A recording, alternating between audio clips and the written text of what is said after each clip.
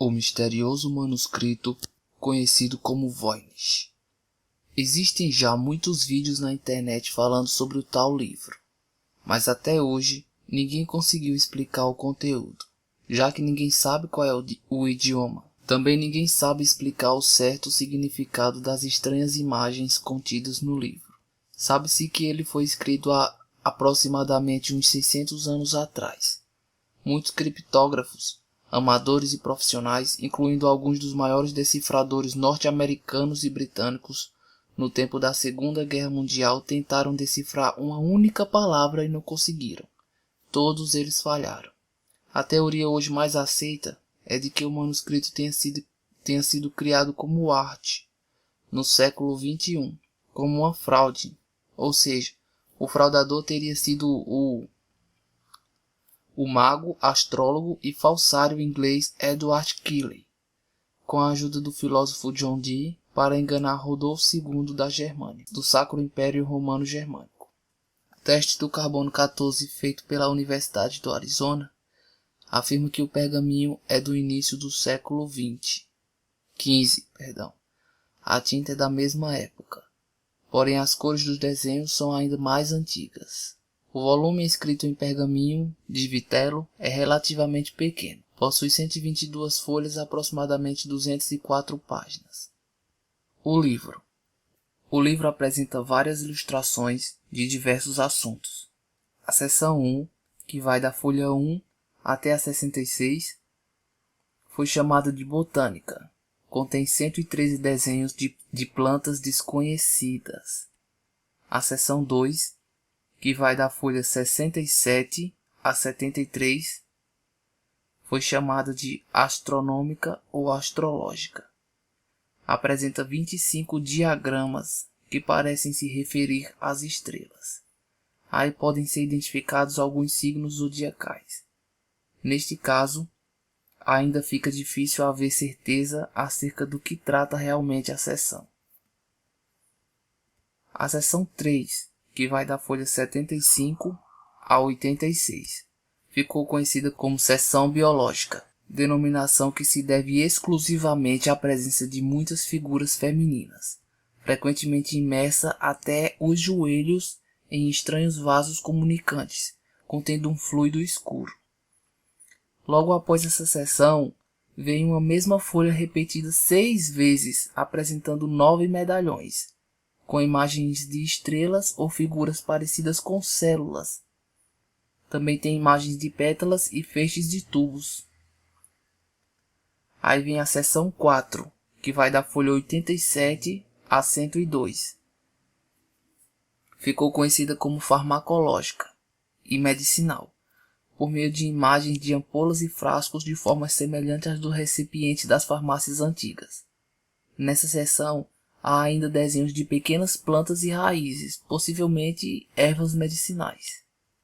E na última seção do manuscrito Voynich, que tem início na folha 103 e prossegue até o fim, sem que haja nessa seção final mais nenhuma imagem, exceto estrelinhas ou pequenas flores. Essas marcações aparentam ser algum tipo de índice. Vamos conhecer agora um pouco como apareceu esse livro, como foi que ele surgiu. O manuscrito Voynich tem esse nome devido a Wilfrid Michael Voynich. Era um americano polonês mercador de livros. Adquiriu o livro no colégio jesuíta em 1912, através de um padre jesuíta chamado Joseph, em 1864 a 1915. Uma análise por radiação infravermelha revela a presença de uma assinatura apagada várias vezes. Essa assinatura tem o nome de Jacob Tepenes. Na época, Jacobus Rossric, morto em 1662, e era o principal alquimista a serviço de Rodolfo II do Sacro Império. Além disso, uma das plantas representadas em desenho na seção botânica é quase idêntica ao girassol, que somente passou a existir na Europa depois do descobrimento da América, o que leva o manuscrito a ser posterior a 1492. O primeiro a ter afirmado que decifraria a escrita foi William Newbold, professor de filosofia medieval da Universidade da Pensilvânia. O texto, como visível, segundo ele, não tinha significado. O verdadeiro significado o verdadeiro conteúdo seria um subtexto micrografado com marcas minúsculas ocultas nos caracteres maiores. O texto real era escrito em latim, camuflado nas marcas quase invisíveis, sendo obra de Roger Bacon. A conclusão de Newbold, que Newbold tirou de sua tradução, dizia que já no final da Idade Média seriam conhecidas noções de astrofísica e de biologia molecular. Já nos anos 40, os criptógrafos Joseph Martin e Philip Leonel aplicaram ao documento um outro sistema de decifração, tentando encontrar caracteres latinos nos espaços claros, ou seja, nas partes brancas. A tentativa apresentou resultados, mas sem significado. O manuscrito foi o único a resistir às análises dos experts da criptografia da Marinha Americana. O misterioso manuscrito também foi muito utilizado na literatura pelo grande escritor Valério Evangelisti, que na sua trilogia de Nostradamus assemelha a Voynich a um Arbor Mirabilis, que esconde vários segredos esotéricos.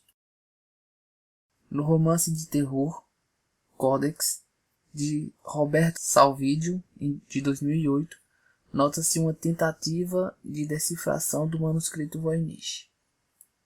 Michael Cordi criou um romance no qual o manuscrito é parcialmente decifrado por uma estudante da Universidade de Yale, onde o livro se tratava de um mapa com instruções para encontrar o Jardim do Éden.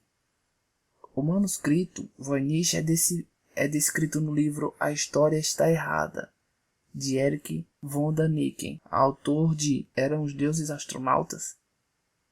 O manuscrito Voynich também é citado no livro O Símbolo Perdido, de Dan Brown, autor do best-seller O Código da Vinci.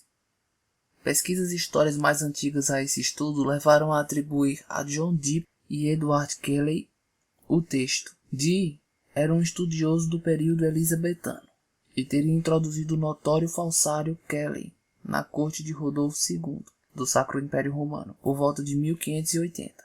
E Kelly era mago, além de falsificador, e assim conhecia truques matemáticos de Cardano, tendo criado o texto a fim de obter uma vultuosa cifra, ou seja, a fim de ganhar uma grande quantia de dinheiro, que lhe foi dado pelo imperador.